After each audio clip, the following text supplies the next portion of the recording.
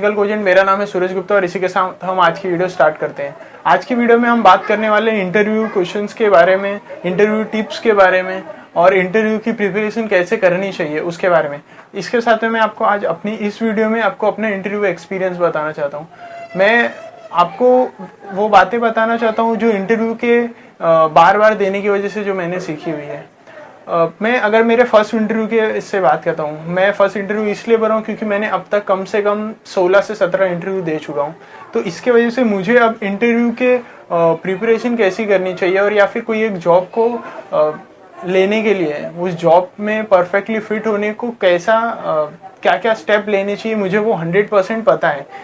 क्योंकि मैं अब ऐसा हो गया है कि कोई भी जॉब है तो मैं उसकी डिस्क्रिप्शन या फिर उसकी जो स्किल रिक्वायरमेंट है मैं वो देख के ही समझ जाता हूँ कि मैं उसके लिए एलिजिबल हूँ या नहीं हूँ। तो सीधे सीधे वही मामला खत्म हो जाता है कि अगर मुझे नहीं करनी है मुझे करनी है, ठीक है। तो उससे स्टार्ट करते हैं। तो सबसे पहले मैं मेरा फर्स्ट एक्सपीरियंस बताना चाहता हूँ कि सबसे पहले जब मुझे जॉब चाहिए थी तो उस दिन की मुझे बात याद है कि मैंने सबसे पहले फॉर्मल यूनिफॉर्म के साथ में मैंने पूरा घर से निकला था एकदम तैयार होके, और मुझे उस दिन ऐसा लगा था कि अगर ऐसा फॉर्मल शर्ट पहना है और अच्छी ग्रूमिंग में है so you are going to get that job, मतलब आपको आसानी से वो जॉब मिल जाएगी। सबसे पहला ये सवाल था जो मेरे दिमाग में था।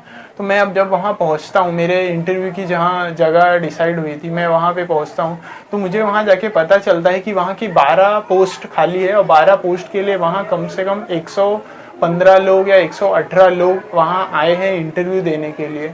और उसमें भी वो पूरे के पूरे लोगों में से आज के आज 12 नहीं लेने वाले हैं, ऐसे 3 दिन होने वाले हैं।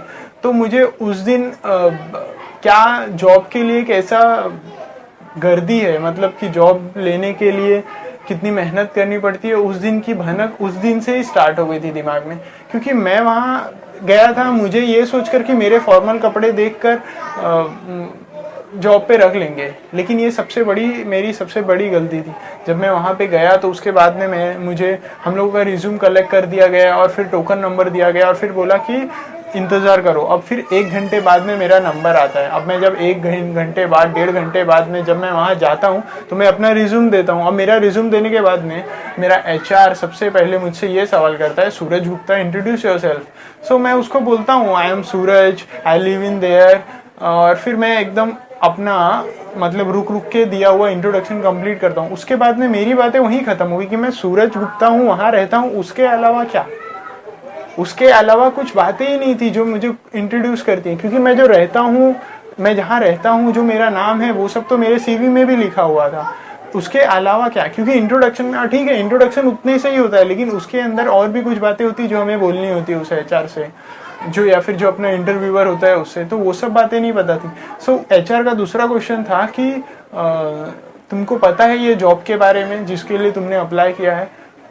मुझे सच बोलूं तो उस दिन उस बारे में भी नहीं पता था। तो ऐसी हुई थी मेरी शुरुआत कि मुझे जॉब का इंट्रोडक्शन नहीं आता है, मुझे जॉब के बारे में पता नहीं है, और वैसे ही हो जाता है इंटरव्यू के प्रिपरेशन के बारे में भी। क्योंकि जॉब की जब बात करते हैं कि कितने लोगों को जॉब चाहिए तो सब लोग सबसे आगे रहेंगे, लेकिन जब मैं बात करता हूँ इंटरव्यू प्रिपरेशन की तो सब लोग नहीं होते हैं कि वो मुझे उस जॉब के लिए जो मुझे चाहिए मैं उसके लिए प्रिपेयर हूँ, मैं उसके लिए हर वो ज़रूरत उस जॉब की रिक्वायरमेंट कंप्लीट करूँ कि जिससे मैं एलिजिबल हो जाता हूँ कि वो जॉब मुझे ही मिलेगी, उस बात की गारंटी आज मुझे है वो। क्योंकि मैंने उस दिन के बाद से मैंने बहुत सारे रिसर्च किए कि फिर उसके बाद में इंट्रोडक्शन कैसा करना है, फिर इंट्रोडक्शन सीख गया, फिर मैं गया तो इंट्रोडक्शन के बाद में टेक्निकल पार्ट में निकाला गया, फिर उसके बाद में मैं गया तो फिर मेरे बोलने के तरीके से, क्योंकि मैं ढंग से बोल नहीं पा रहा था, फिर उसके बाद में कहीं ये कहीं वो, ऐसे करते करते मैंने कितने इंटरव्यू, मतलब 10 से 12 मेरे इंटरव्यू कंटिन्यू ऐसे हो गए थे कि मैं कहीं कहीं सेलेक्ट हो रहा था तो बहुत नॉर्मल जगह थी जहाँ की जॉब भी मुझे नहीं, तो फिर मैं उस जगह पे भी जाता था जहाँ मुझे जॉब नहीं करनी होती थी। क्योंकि मुझे मेरा एक्सप्लेन करना खुद को किसी के सामने वो बहुत ज़्यादा ज़रूरी, क्योंकि हमने कभी किया नहीं होता है अपने पूरे करियर में। एक 22 साल के टाइम पे हम पढ़ते ही रहते रहे, लेकिन कभी खुद को एक्सप्लेन करना, खुद के बारे में दूसरों को बताना, इंट्रोड्यूस करना, ये सब बातें हमको नहीं पता होती। एक दिन ऐसा टाइम आता है कि जब जॉब का इंट्रोडक्शन देना पड़ता है, खुद के बारे में एक्सप्लेन करना पड़ता है, दूसरों को बताना पड़ता है कि हमको ये जॉब क्यों चाहिए।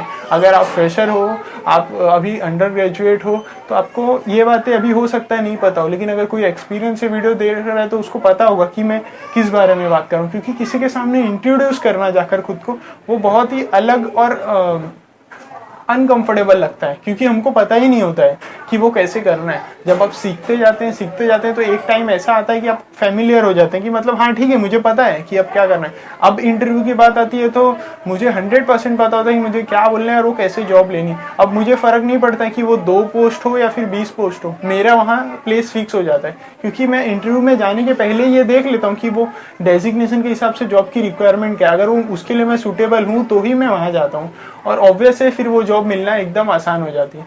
तो यही बात है कि आपकी क्लास में भी आपको बहुत सारे ऐसे लोग मिलेंगे जो सबके सब बोलते हैं कि हाँ, अगर आपकी 50 की बैच है तो 50 के 50 लोग बोलेंगे कि मुझे हाँ सबको जॉब चाहिए, पर सबके सब इंटरव्यू प्रिपरेशन के लिए तैयारी हो कर रहे हैं क्या?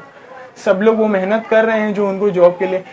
सब लोगों ने, सबको पता है कि एक अच्छा रिज्यूम रहना, खुद को अच्छा इंट्रोड्यूस करना, खुद के अलग अलग स्किल्स डेवलप करना, ये सब बातें सबको पता होती है। लेकिन उसके बाद में भी क्या हम लोग सब वो स्टेप्स लेते हैं जो जॉब के लिए हमको 100% एलिजिबल बनाती है।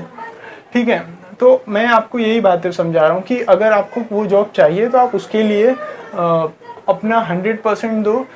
आप चाहे 1000, 2000, 3000 कितने भी क्वेश्चन के आंसर याद कर लो। आप कोई भी इंडिविजुअल, कोई भी एक आइडियल फॉर्मूला नहीं है कि आप कोई भी जॉब में सेलेक्ट हो ही जाओगे या वो जॉब क्रैक ही कर लोगे। अगर आपको उस लायक बनना है कि कोई भी जॉब निकल जाए तो आपको अपना बेस्ट देना पड़ेगा। मैं ये नहीं बोलता हूँ कि आप हर जॉब क्रैक कर सकते हो, लेकिन आप अगर अपनी अच्छी प्रैक्टिस करो, आप अच्छे अपने स्किल डेवलप कर लो, तो मोस्टली चांसेस ऐसे हो जाते हैं कि आपको जॉब आसानी से मिल जाती है और कुछ फ़र्क नहीं पड़ता। अगर आपको कोई और डिसिप्लिन में जाना है, irrespective of your educational background, आप किसी और बैकग्राउंड के, आपको किसी और में बैकग्राउंड, इट्स ओके।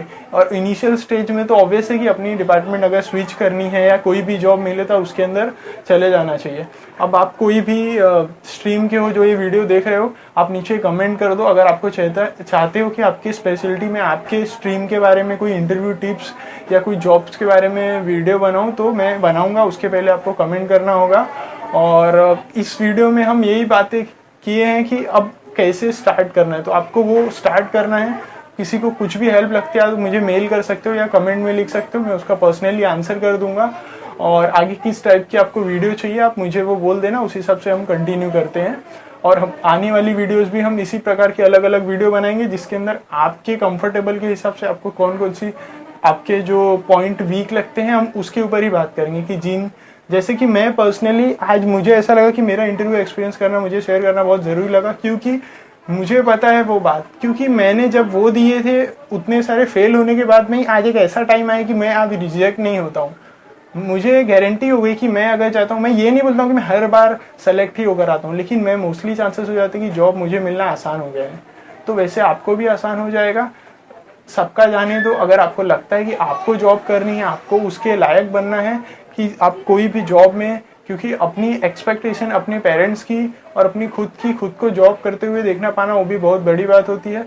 तो इसी के साथ आज की वीडियो को ख़त्म करते हैं और अगले वीडियो में बात करते हैं। आपको जैसे भी वीडियो लगेगी और उसके साथ में हम आगे वीडियो कंटिन्यू करेंगे। ठीक है, थैंक यू।